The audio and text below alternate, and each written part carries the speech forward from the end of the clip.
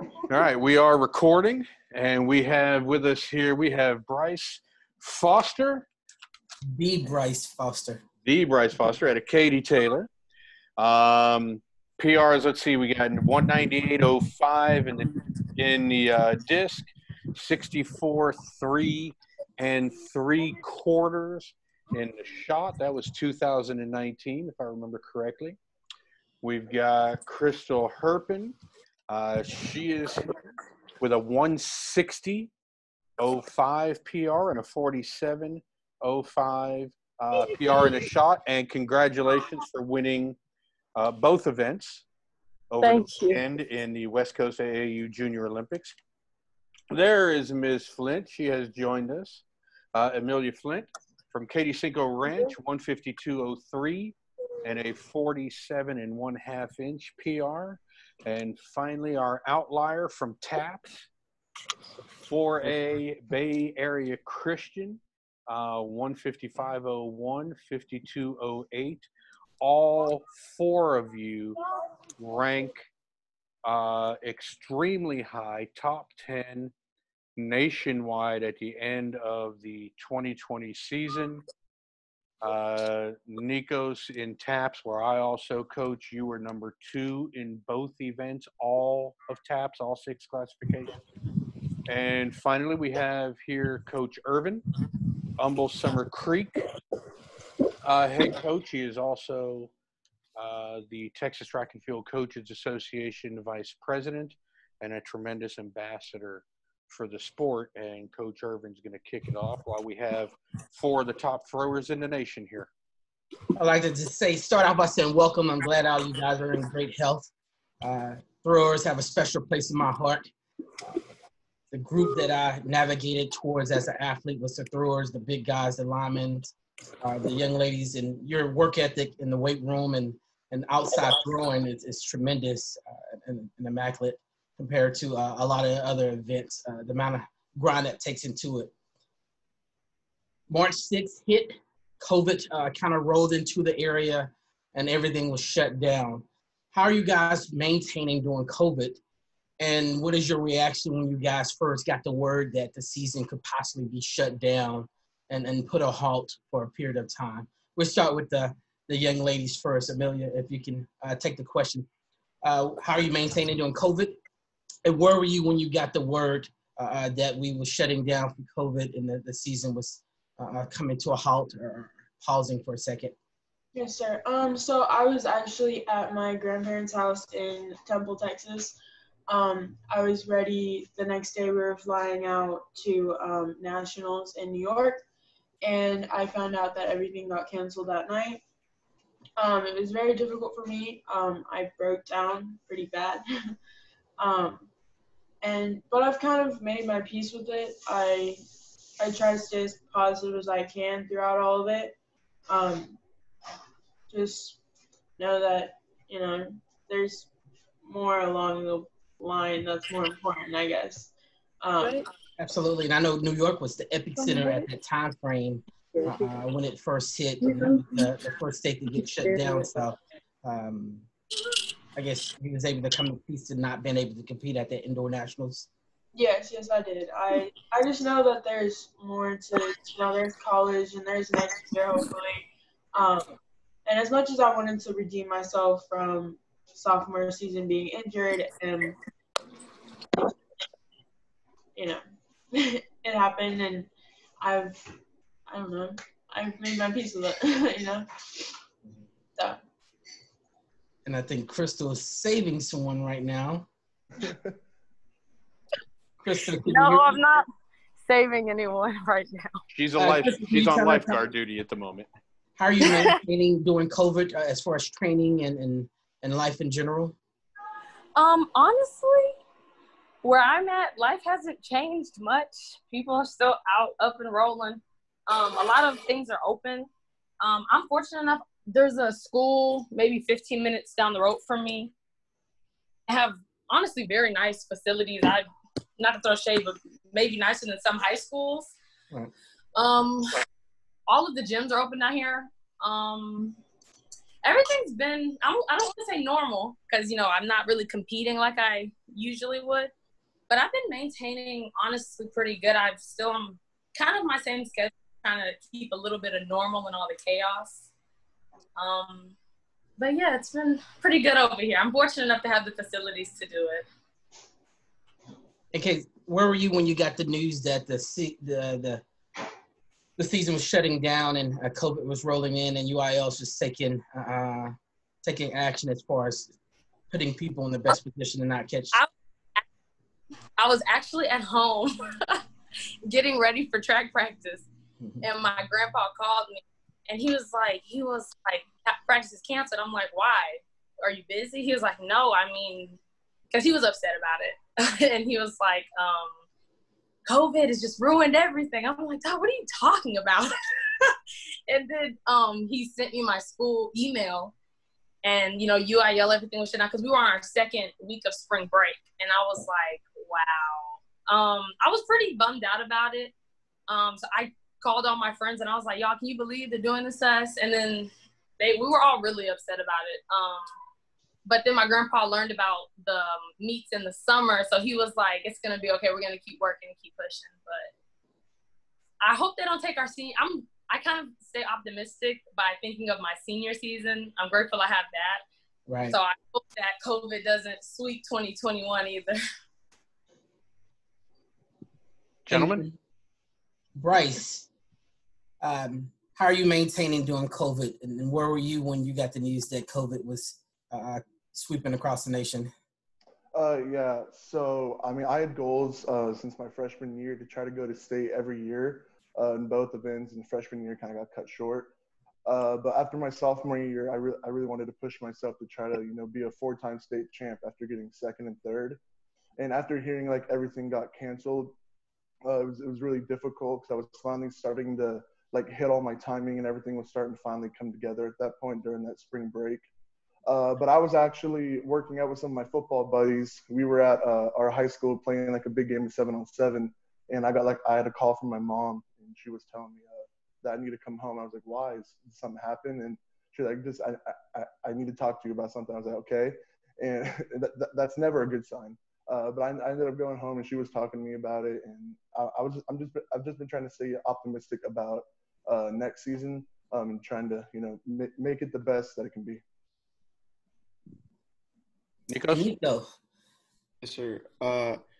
Well, I had just woken up, and our track team has a group chat on the app called GroupMe, and our head track coach texted us and said TAPS is going to cancel the season, and it was a huge blow for me, especially because it's, you know, junior season. It's like the big season for track kids to like get recruited and everything, and I was hoping to get, you know, first and set TAPS records this year. I mean, it was kind of a blow, but I mean, lately I've had, you know, some recent meets and everything, and I've done pretty well. And with right now, I'm just, you know, practicing on my own. I have a little weight set in my garage that I use, you know, all the time. It's been pretty good, you know. I want to follow up on Coach Ervin's question before we get into the specifics of any training or meets, recruiting, et cetera, stuff related to the throws, and just ask one more question about COVID, and we'll start back around with you, Nikos. With all this time from basically spring break through now, where you're not with your team, you're with your family a lot more, et cetera, et cetera, what have you learned about yourself?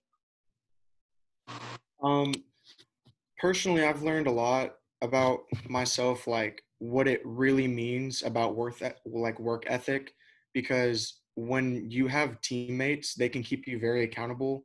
But if you're working out by yourself, it's really hard to kind of keep that fire going. And, you know, tell yourself to wake up at 6 a.m. and go to bed at 9 o'clock, you know, so that you can get an adequate amount of sleep, you know, making sure that you just kind of mostly keeping myself accountable, you know, because there's always, you have rivals and everything when you're at practice, you know, teams Right. and everything. But whenever you're by yourself, you could have a throw that feels good, but it's not as far as you'd like it to be. But if you were at practice with, say, one of your friends, you could have a really far throw that really feels good, and then you beat them and feel really nice. So. Bryce? Yeah, same thing as Nikos. A lot of teammates and everything, they might not be throwing as well as I am or anything like that, but they're definitely big motivators. So I kind of learned about myself that I kind of like being a teacher as well as being the athlete as well. I like helping the other guys try to learn to throw, and when they improve, it makes me improve because I see some things that they do and I'm like, man, I can't even do that yet. Yeah, yeah, it's pretty cool. But yeah, just I'm kind of on the same wavelength as Nikos. Awesome. Amelia, what have you learned about yourself with all this time? Not handle my family. That's what it is that I've learned. But I've learned that, I guess, I've learned that I cannot go and throw early in the morning. And I've also learned a little bit more about my body, kind of knowing when to relax. Just kind of like, I guess it's kind of a good thing and a bad thing, that this happened. Kind of, you know that you don't know when the next track meet is, so you kind of have like more time. It's like kind of up in the air. So I feel like I've learned to tell my body like when my body's telling me no, like I actually listen to it instead of like going, because I'm like, no, like I have state or I have regionals or whatever, like next week, like I can't take a break, so I think I've learned to listen to myself a lot better and what my body tells me to do. Excellent. And before we get to Coach Ervin's next question, Chrystal, finish us out here. What have you learned about yourself through this shutdown? All three of them had like pretty much valid points. Like I'm on the same thing. Like the accountability is a big thing. Because I usually have my sister to help me get me up, saying, Chrystal, there's another track meet this week. Let's get up, let's go. But there was another track meet. I had to think more long term about it and kind of instill in myself like this is really showing like who wants it more. Are you gonna get out and go? Or are you gonna take this break and just take it as a break? Like or as my little brother says, a 6-month Phineas and Ferb vacation. Well, you won the disc and the shot over the weekend. That was in Vegas, correct? Yes, sir. All right. They weren't PRs, but how did you feel? Honestly, I felt at first I was disappointed, of course, because they weren't PRs. I feel like every athlete wants a PR every time. Of course. And question like follow-up, I've learned that not every throw and every practice you're going to PR, because I'm kind of hard on myself in that aspect. If I don't always win, if I don't always PR, I get down. But I feel like with all the practicing I've been doing through COVID, and also it's taught me how to take breaks, like Amelia said, and not push my body to limits that it can't handle, and learning how to take a rest. But with the track meet, I felt satisfied, I guess, but I think that's the best way to describe it, just satisfied. That's fair. One of the craziest thing about it is the class of 2020, and obviously their season came to a abrupt halt, and obviously a lot of them was still able to get scholarships and still get offers and go on to college, and now their college season is kind of up in the air, or what the college plan is up in the air. What are some of the goals that you guys have planned for the 2021 season when we do get a chance to have a season? And I start with Amelia first, with the ladies, the same thing. What are some of the goals that you have for 2021? Besides the basics, making the state, things of that nature, give me marks, give me whether it's break the school record, break the national record. Oh, wait. Oh, sorry. My sister just like walked inside. Sorry. So, my goal since freshman year was to beat both the national record in both shot put and discus. But right now I'm mainly focusing on the state of Texas record. So throw over 56 next year and throw easily over 180 next year that's my goal. Nice. I mean, of course, I want to go to state and all those fun things, and I want to actually like pick my college. That is a big goal for me, and be like solid with my opinion and choice that I make. And I want to do that in February. So I'm going to take my sweet time, but I do want to do it. So those are my goals for next year. Excellent. Chrystal, Okay. your goals for 2021. Some of my goals for 2021, I guess a big one, like Amelia, national record. Which is what exactly? What is the record now?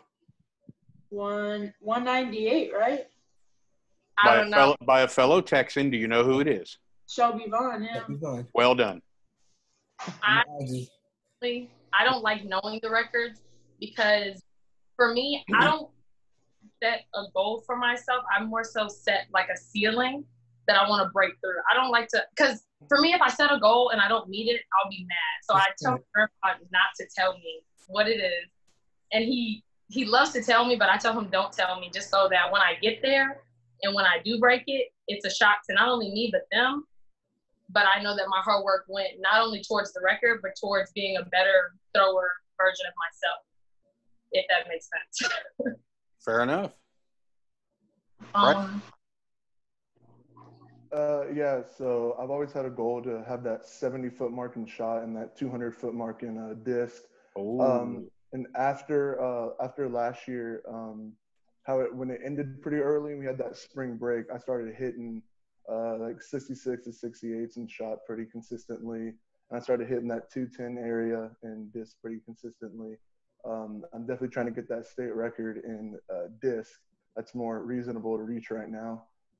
With like, I think it's like 216 or 215 something. 215 and 2 inches. Yeah, by Gabe.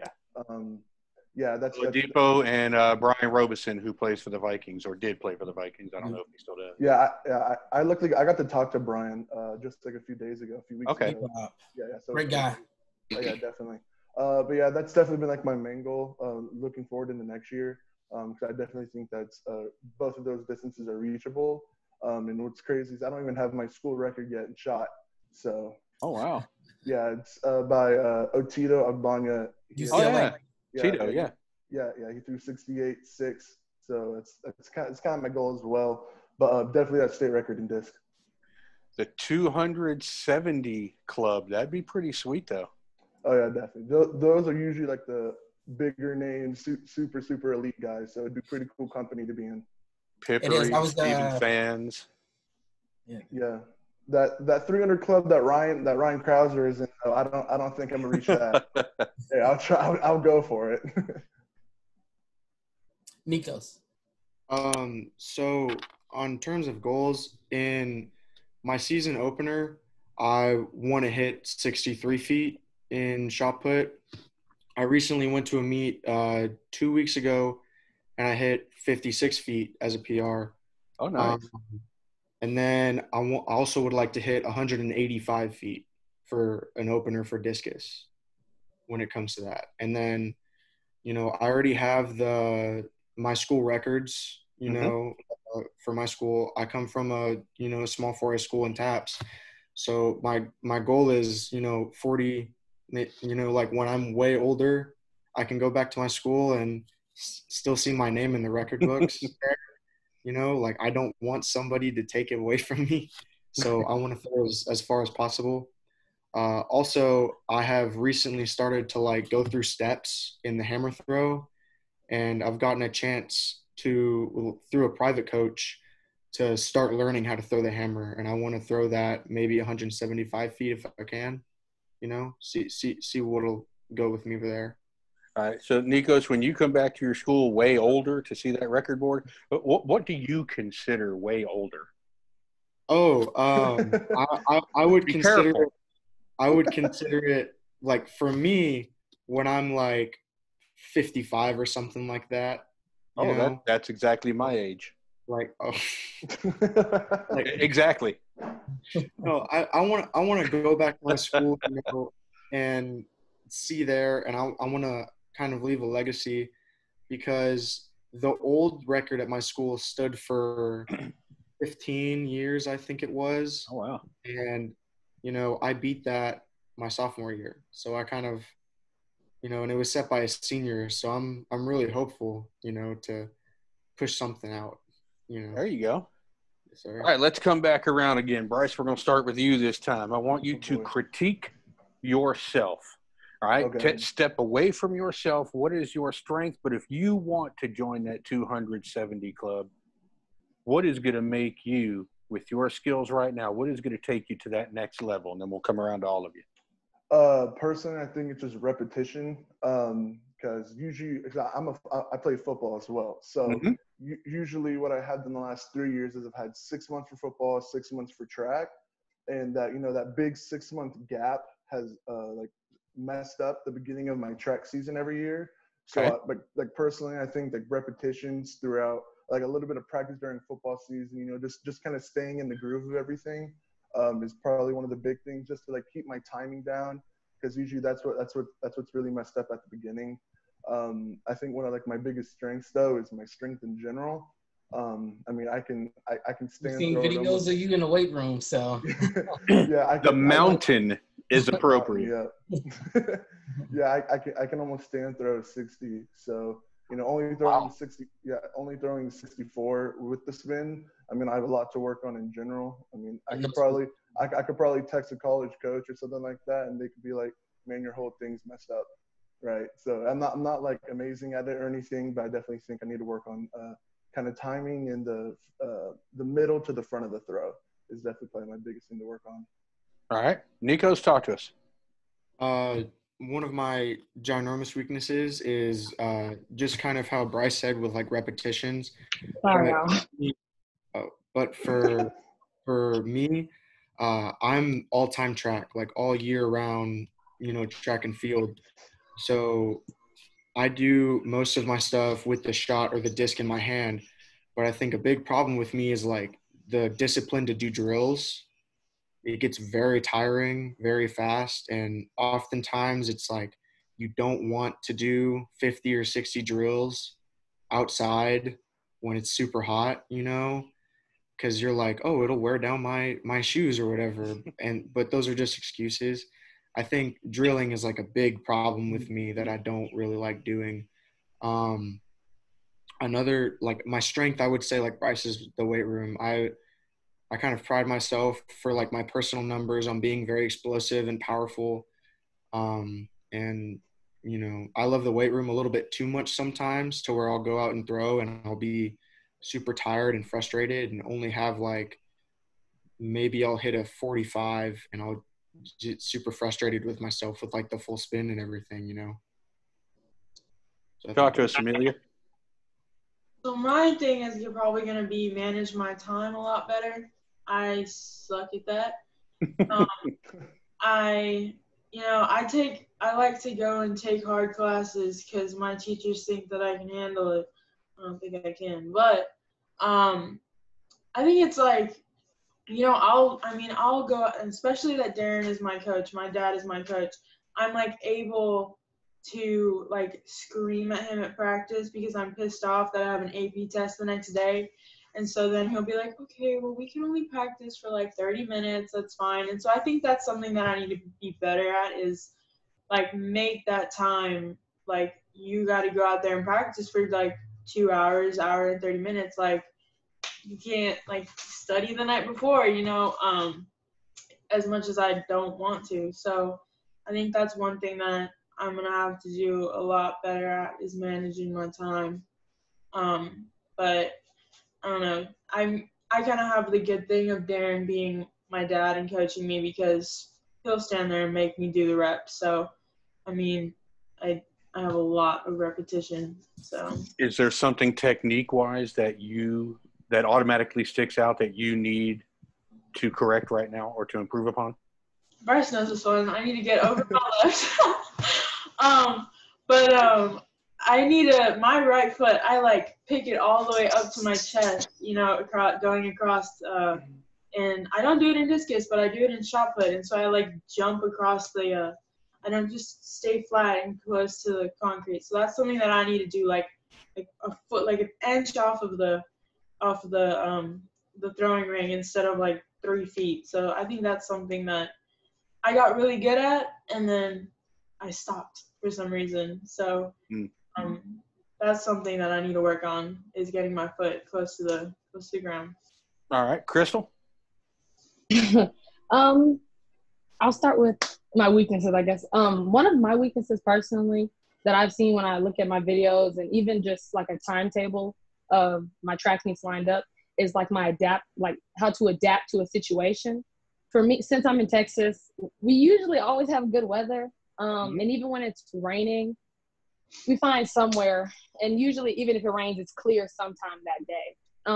But like when we travel and do track meets, or if the rings are wet, I have an issue like adapting to it, because I like I have like rituals, so I like things to be a certain way from the day of my meet. Huh? I'm sorry. The habits, throwers. That's why they like things a certain way. If the ring is facing a different direction than what you normally used to practicing at, that can throw you off. If the ring is dusty, wet, slippery. But yeah, that can psych an individual out. And I've seen talented throwers that had to throw in against the wind or with the wind in a certain direction that kind of threw them off as far as hitting their natural regular times that they marks that they typically hit. But yeah, that can psych you off as an athlete, and that's one of the things that throwers have. Vaulters have the exact same thing when it comes to the direction and vaulting into a certain wind or vaulting. Oh yeah. So that's definitely a great assessment. What about your strengths, Chrystal?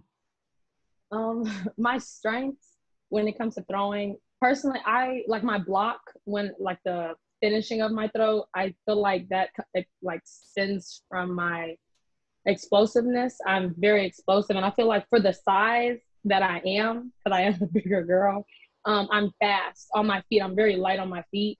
So those are a few of my strengths that I've highlighted in watching my videos of technical. Reminds me of the Hall of Famer Michelle Carter, Olympic champion. Has that strength. So. What's funny, at the track meet this weekend, actually, sorry, I'm off topic for a second, but at the track meet this weekend, I was throwing, and Michelle Carter's cousin was there, and I'm just chilling in the shade because it was so hot. He comes up to me, he was like, "What's your name?" I said, "Chrystal Herpin. Nice to meet you." He goes, "Do you know Michelle Carter?" I was like, "Everybody knows Michelle Carter." He's like, "You remind me of her." I was like, "You know what? Thank you so much." That's a nice compliment right there. Yeah. So. She's a sweet lady. She is sweet. Next question we're going to get into is about recruiting. Obviously, everybody's putting up some pretty amazing marks and some of the top marks in their event and in not only the state but in the nation. I think talk to us a little about what you guys looking for as recruiting, and what's your a recruiting story that you may have to share with everybody. We'll start with Chrystal. Okay. Okay. Let's see. Okay, when it comes to recruiting, I feel like I'm about to overshare, but I'm gonna do it anyway. You don't have to name. No, it's okay. It's okay. When it comes like to me personally, with recruiting, a big part for me is a full scholarship. Not because, I mean, of course, getting a full scholarship, the full ride is just amazing. But on top of that, like my parents do a lot for me, and I would like to take off some of the burden, especially to have other siblings. And I'm very grateful that I even have the opportunity to be able to take off a check for them, like take off a bill. So that's one big thing that I look for in scholarships. Another thing for me is education, because for me, I love track. I love my events, and I love sports in general. I've been doing them my whole life, but education has always and will always come first for me. So even if the school does offer me a scholarship, if it's not, if it doesn't equate to my educational abilities, I know, as strong-willed as I am, I will have to turn it down. So that's the big thing for me. My education will always come first for me, especially since I want to go in the med field. I do want a strong base for that, like a foundation. What's the story I have? Okay, I have a story. Okay, this one was funny. One of the coaches that has been talking to me, like you said, I won't name any names, but it was so funny to me because we've been in contact for, I'd say, maybe 2-3 weeks. And one day he texts me and he's like, hey, how you been doing? I'm like, I've been good. How are you? Like, how's everything with COVID? He's like, it's good. I'm fishing right now. I was like, oh, okay. You know, I go fishing and stuff down south. And then he sends me a picture of the fish. And I was just thrown off because I was like, and it was dead. Like, it was a dead fish. And I was like, oh. Now, I'm not freaked out because I go fishing, but it was just funny how it popped up in my face because it's just, I don't know.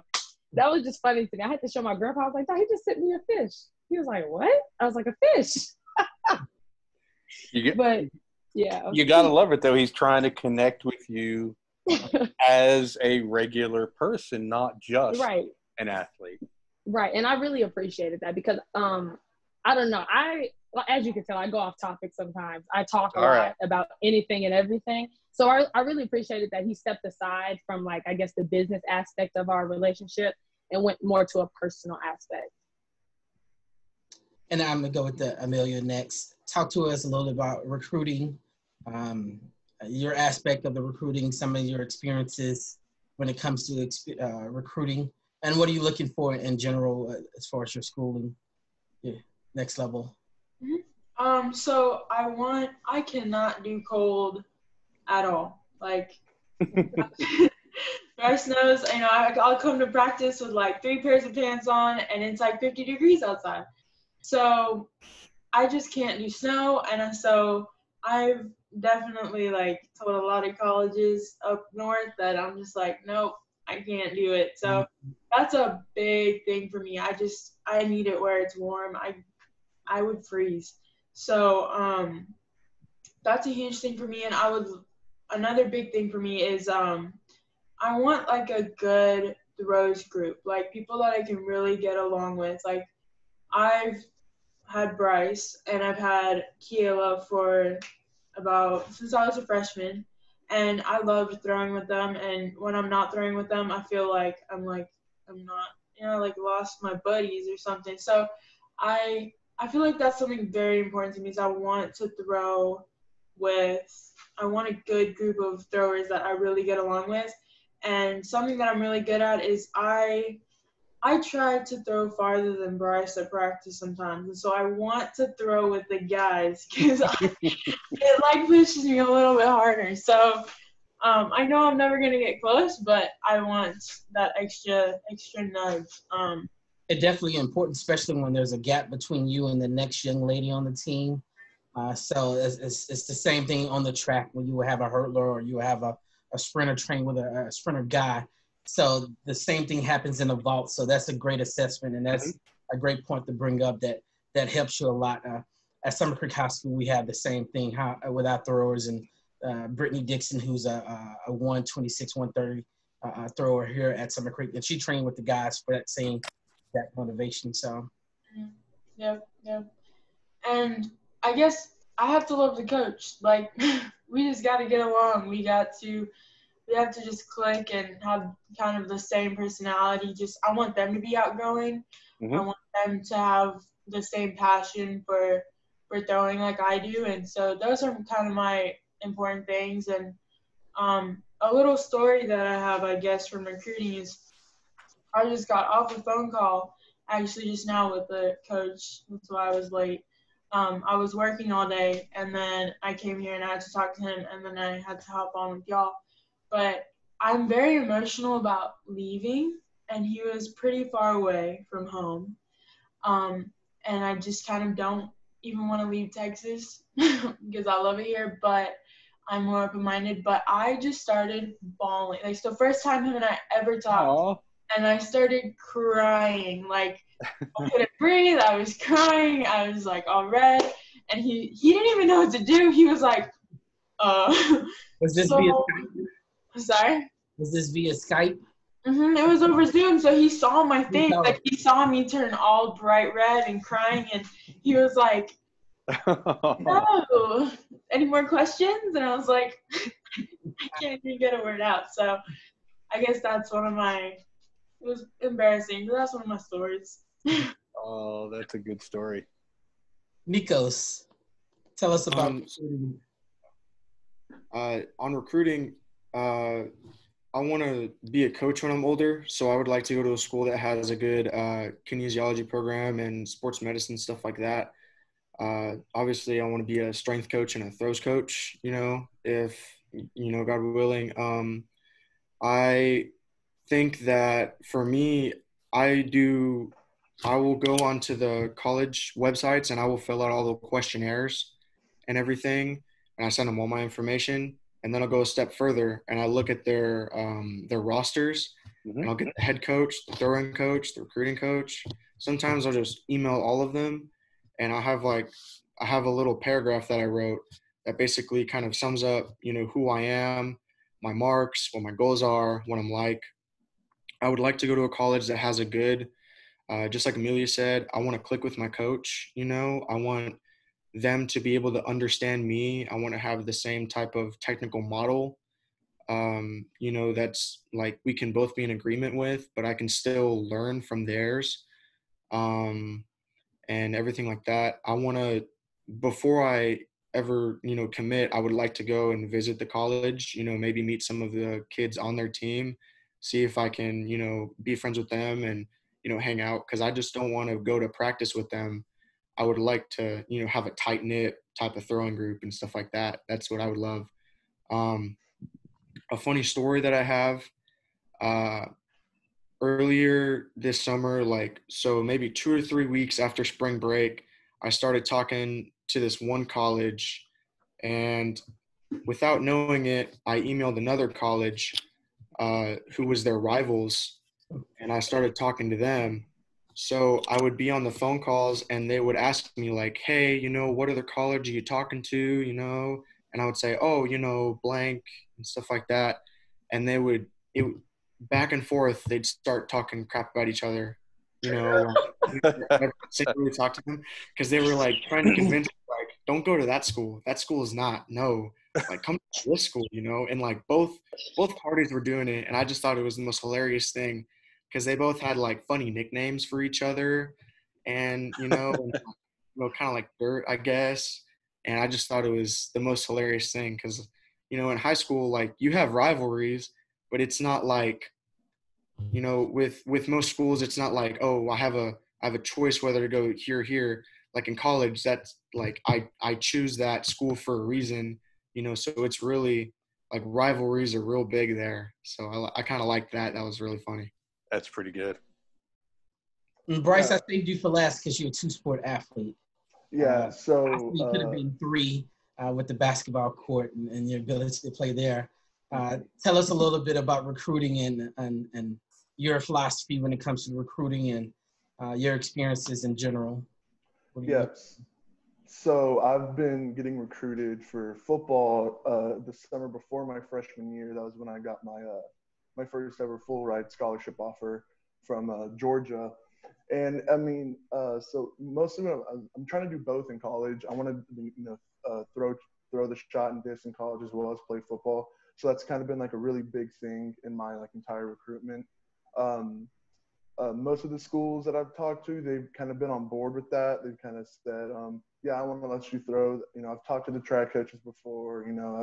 I've done all that. But some of the schools, it was a little more believable than others, which is why I put out like a top 5 for my football mostly. But a lot of the schools in my top 5, I have like Texas, A&M, LSU, OU, and Oregon, which is their nickname Tracktown USA. They've really put a big emphasis on letting me be able to throw as well as play football there. That's kind of been the main thing in my recruitment. I mean, obviously, education is kind of a big thing for me as well. I want to go in kinesiology and like the sports management area as well. Yeah, it's so a really cool story is I was at OU just this past spring, and they know I want to do both since I'm going to be a dual sport athlete in college. They sent me down with the head strength and conditioning coach for football and the head strength and conditioning coach for track, and they pulled out like a whole schedule as if I was at their school this year. and they put together like my whole football spring practice schedule, as well as putting in all the track stuff. And I thought that was like a really cool thing because they took the time and effort to actually put that together. Like they put it in on my rest days, the days I'd be able to like only practice an hour, only be able to do separate things. I thought that was like really cool. It was really the first school that actually like opened up about it, and they told me that they want me to do that, and they brought the throwing coaches to me and said, "I want you to throw." And they also brought Kevin Bookout came out of there. Yeah, I forgot what his name was, but they brought in a pass thrower from OU to kind of talk to me about how because he was a dual. Is that Kevin Bookout? Didn't he play football? Yeah. He played basketball and basketball and throws. That's whose freshman record you broke, isn't it? I don't know. I don't know what freshman record I broke. I'm not really too. I think sure. it was national freshman record. Oh, really? Oh, okay, I didn't know. I think so. When you threw it at the AAU, I believe so.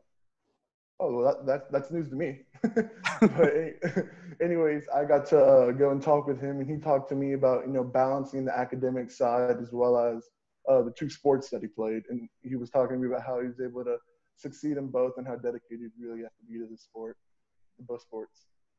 Have any of you been able to take an unofficial visit since all the campuses are still closed? NCAA has deemed them closed to the end of August. Have you all done an unofficial at all?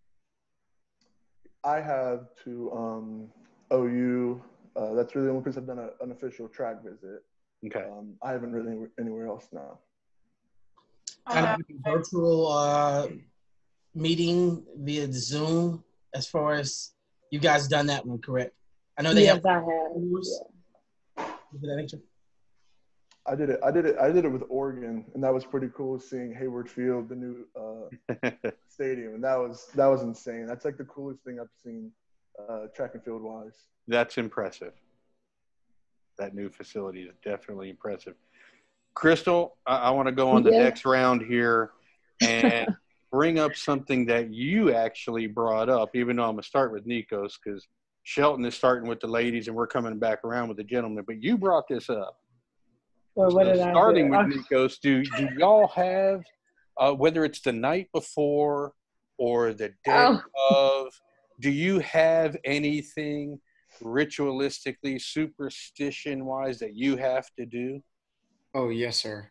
Yes. So the night before a meet, like the entire day, I will not think about throwing at all whatsoever. If I'll probably be scrolling through Instagram, might see some videos, but I try to completely relax my body.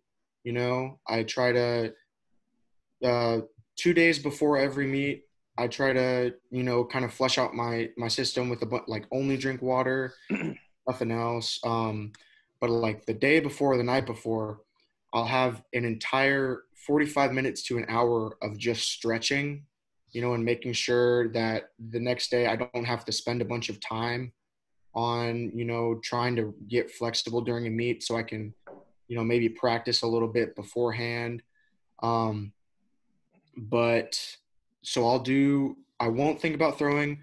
I'll shut all of my lights off and I'll stretch, I'll complete calm music for 45 minutes, my eyes closed, just breathing, focusing on conscious breathing, just focusing on that.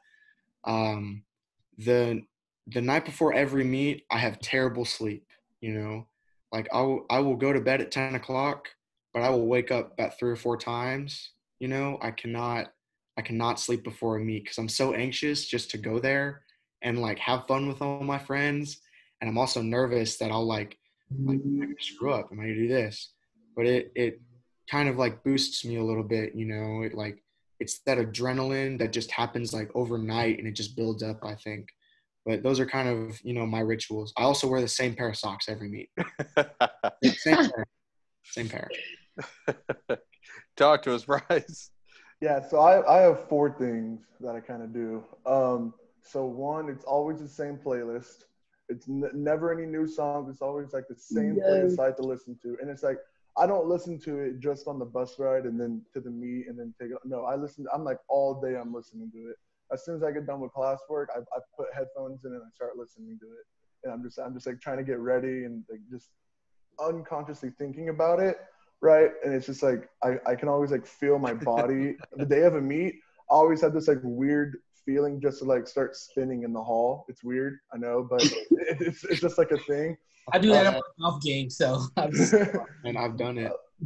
My second thing is I always have to put like my right shoe on first and then the left shoe, and then I tie the right shoe and then I tie the left shoe and then I Velcro the left and then I Velcro the right.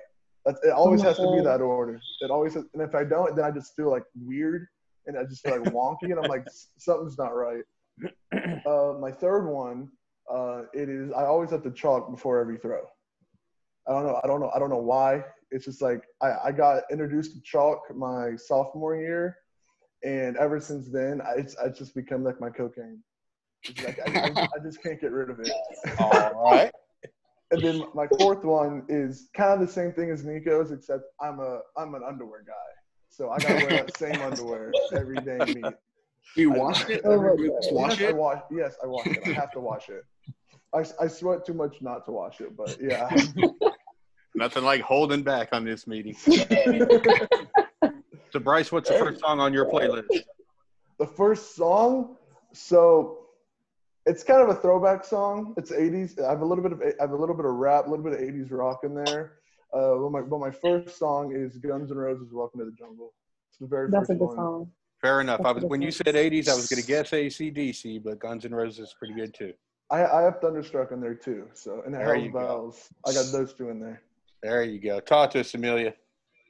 So I actually do the same thing as Bryce, which I was not gonna say about the underwear. I was not gonna say it because I thought it was gonna be weird.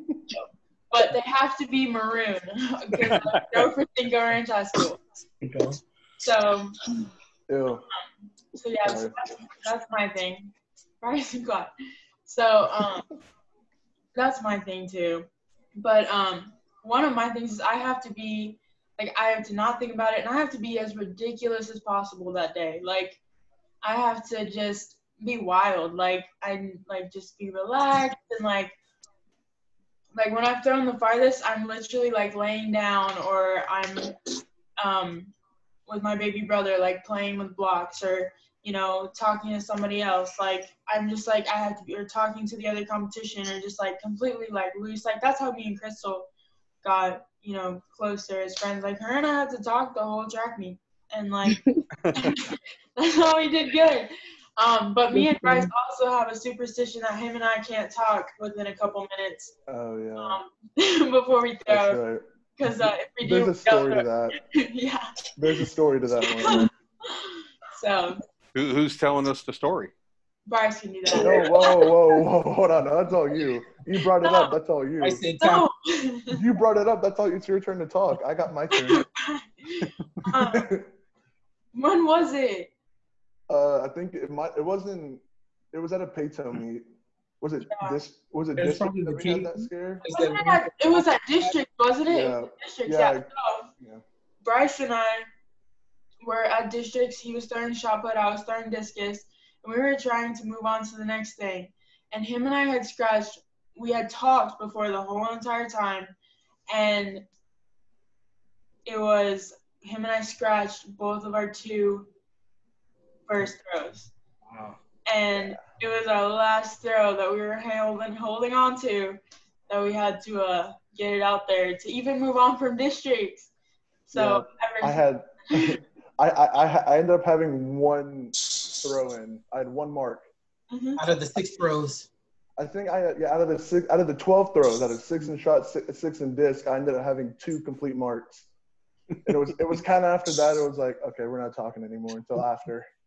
But it was the exact same thing, because even I only had 1 mark in each throw after districts. Like, it was that third throw that him and I both only got in that whole entire district. So since then, we don't talk. Fair enough. Now, Chrystal, once again, you brought this whole topic up, so you've got to have something good. Okay. I don't. Oh my God. I feel like mine aren't as good. I don't want to call myself superstitious. I just like things a certain way before I throw. So, okay, the night before, like the day before the meet, even if it's school or summer, my older sister and I, or even just my friends, I go out. Like I'm probably out later than I should be out.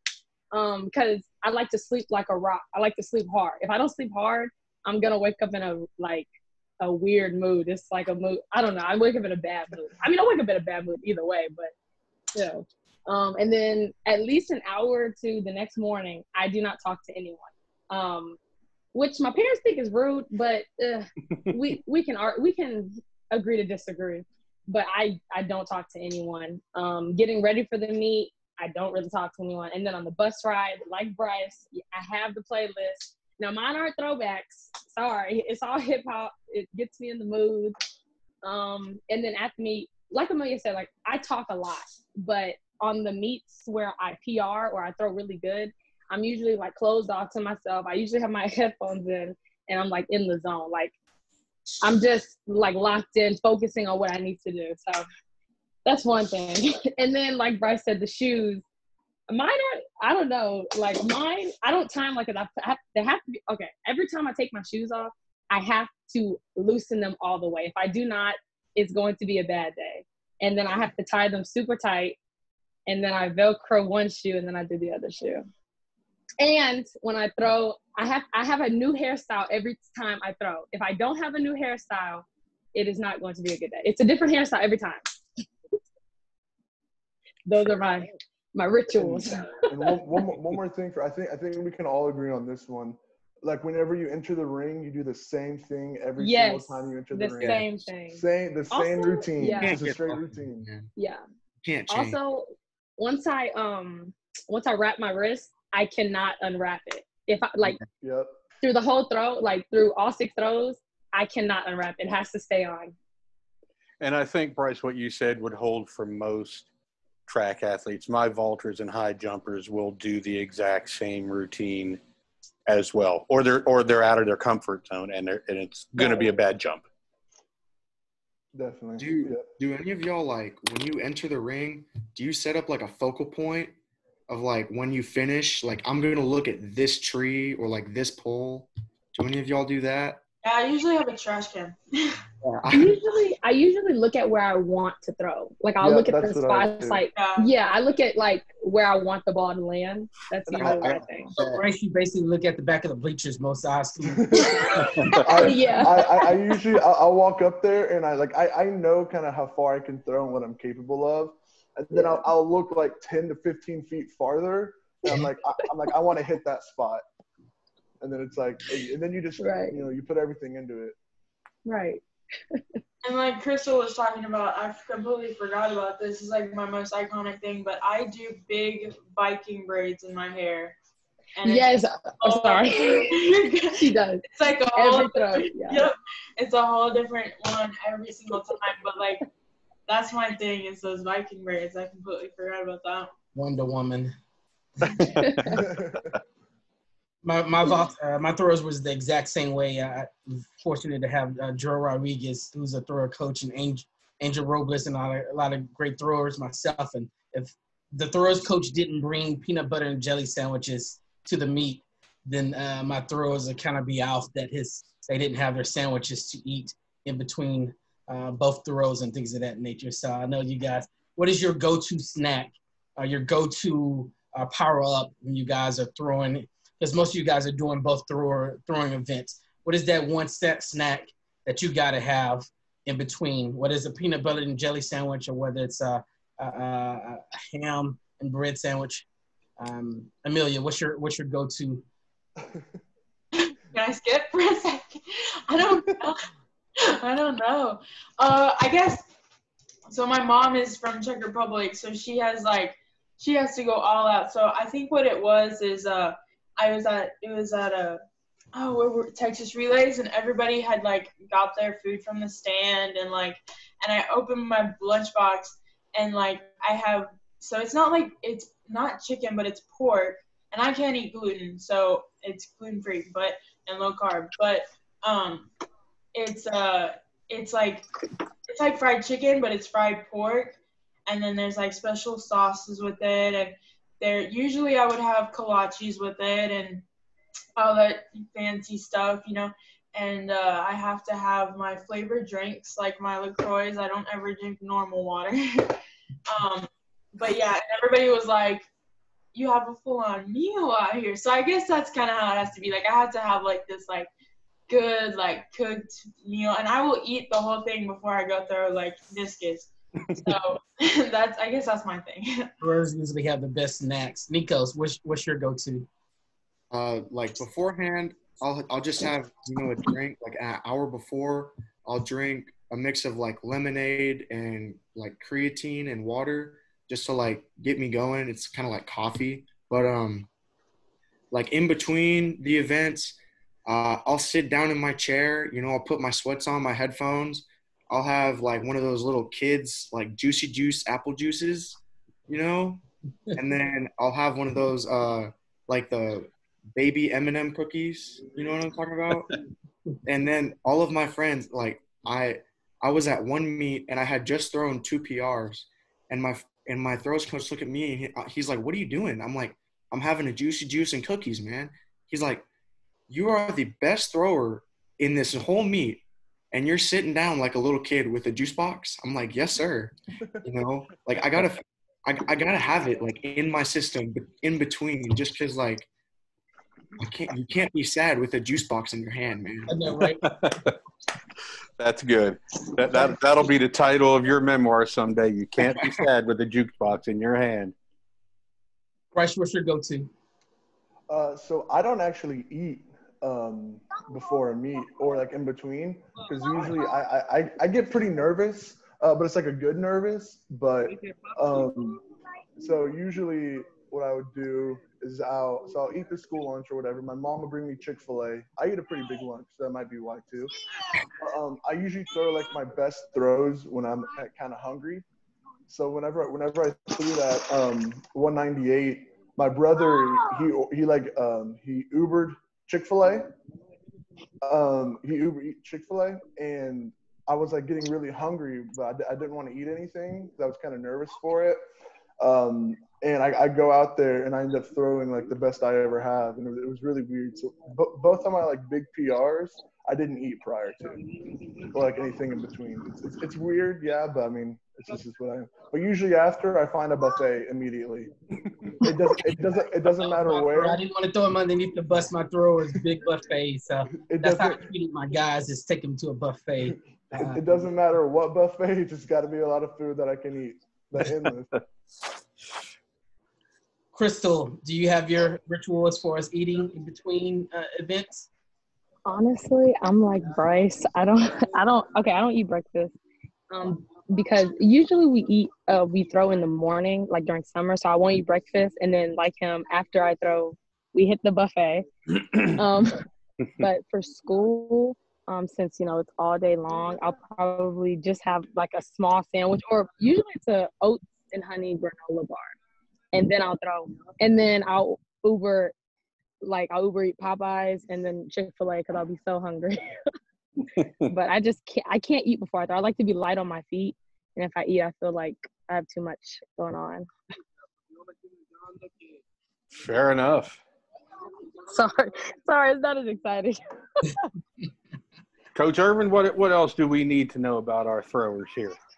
This is the last question I have, you guys. Could you tell me what exactly it is about throws that you love? I can tell you, me, after I finish coaching the sprints, the first place that I go to is the throws to watch my throwers, who's usually the last people out there finish up throws because they're going between the discus and the shot when they're doing 2 days of getting both throws in. What is it exactly do you guys love about the throws? I start with Nico. Me personally, I love how individualized, just field events in general are. You'll watch, the 100-meter races or, like the mile, and there's like 8 different guys next to them. But then whenever you watch throwing or, something else, it's like everybody is looking at you. They're not looking away. They're looking at you, nobody else. Like I don't want to say the center of attention, but it feels pretty nice, especially after you like pop off a really big throw. You're like, everybody saw that. I feel so awesome. Another thing is like the environment. So beforehand, like you have some throwers who are like down to earth, serious. I'm not talking to anybody, like how Bryce and Amelia are right before they throw. But like during warm-ups, I'll go up to guys and be like, hey man, what'd you eat for breakfast this morning? Just like I try to stay, loose and kind of keep morale up, I guess, because I don't really like to be too serious. Another thing is that I love about throwing is the amount of knowledge that you have to do it, So like I know a bunch of people from my school, they'll be like, oh well, all you do is throw a ball and a plate, and then Oh my God, I hate them. and then They're so annoying. I'll hand them one. I'll say, throw this 150 feet and I'll pay for your college money. Like, and then they're like, okay, it's so easy. So then they do like a really bad spin and like it goes straight into the ground, maybe like 30 feet. And I'm like, well, I mean, it's not that easy, but I just love how much, and it's really self-coachable too, like the throwing.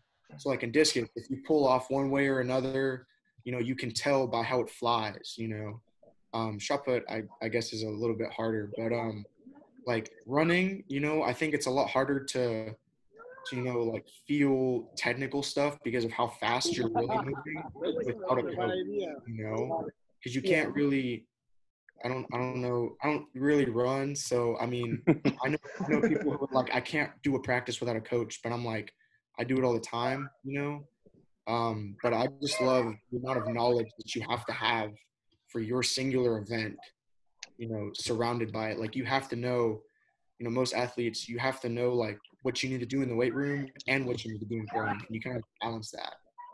And that's what I really love with like how it is. Oh my God! I told you she did him dirty on his birthday. Hey, Chrystal, tell me what you like about the throws. Wait, who? Me? Chrystal. Oh, okay.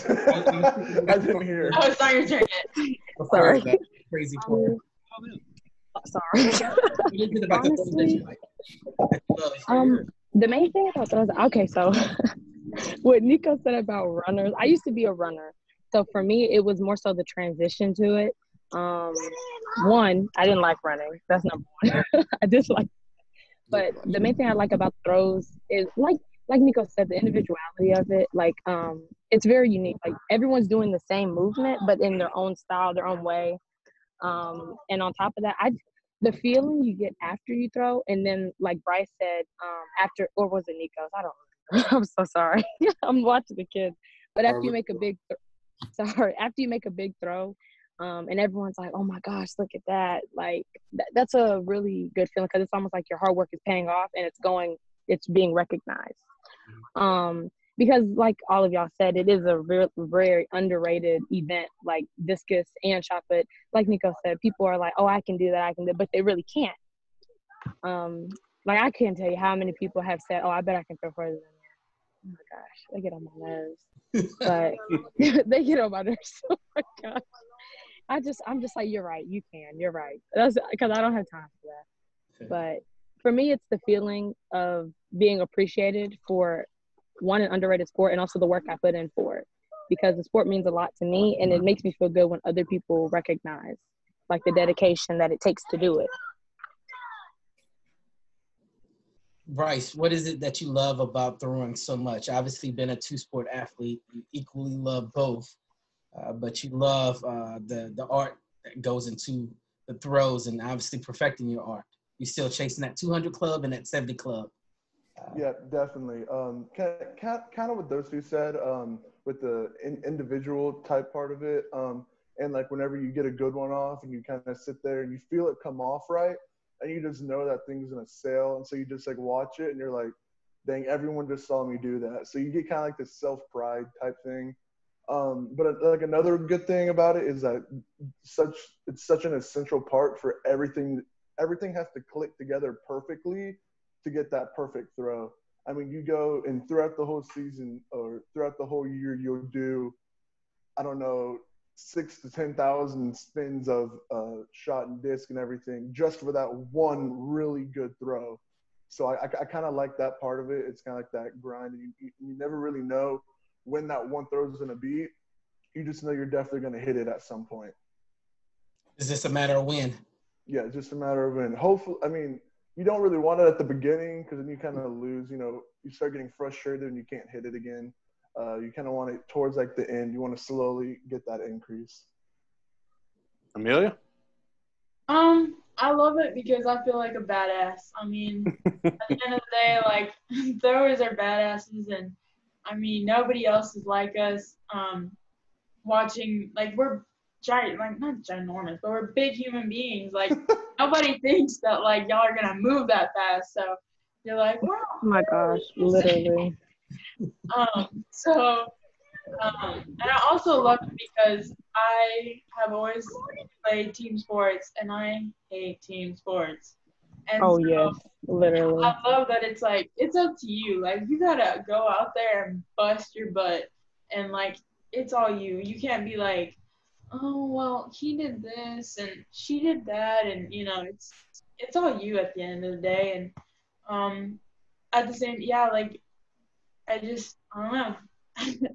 It clicked for me, and I love, like, that I can get all of my aggression out in it, and it's just who I am, I guess, at this point. So. Fair enough. On that note, as Coach Ervin said, he was going to ask that last question because unbelievably, we've actually chatted for just a little over an hour, and we greatly appreciate all of your time, giving up some time on a Thursday evening to speak with us. Once again, we have Bryce Foster, Nikos Fontinopoulos, Amelia Flynt, Chrystal Herpin. These are 4 rising seniors who are 4 of the nation's best throwers with amazing goals to look forward to. Hopefully, many school records, chasing national records.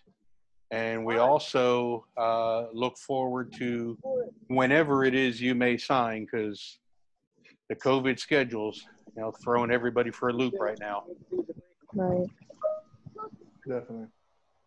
But thank you so much for inviting me to the call. We appreciate all of your time. Stay safe, continue to train hard, and we look forward to great things in 2021.